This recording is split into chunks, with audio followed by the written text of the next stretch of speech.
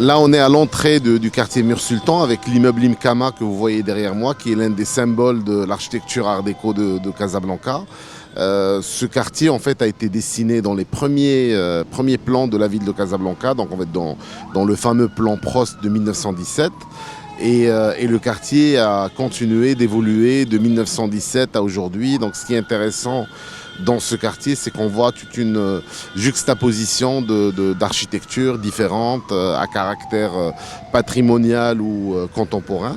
Et donc ces bâtiments se mettent et se constituent les uns à côté de l'autre pour constituer un ensemble architectural et urbain cohérent. Le quartier de Mur Sultan se trouve à l'hypercentre de la ville de Casablanca.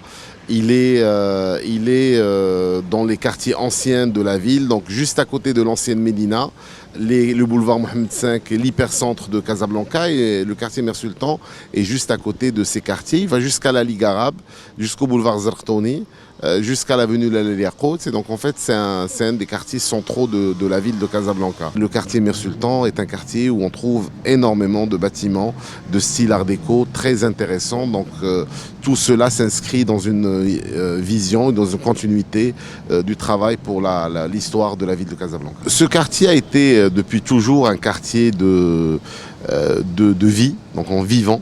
Donc un quartier avec des lieux publics, avec des salles de cinéma, avec des complexes, mais aussi avec des restaurants, des cafés. Donc en fait un quartier qui est prisé par la jeunesse, par les Casablancais et les Casablancaises. Il a perdu un peu de son éclat, mais aujourd'hui on voit en fait un retour d'intérêt vers ce quartier. Derrière moi l'immeuble Imkama, plus loin la résidence du maréchal Amziane, le marché de la rue d'Agadir construit par Zevaco.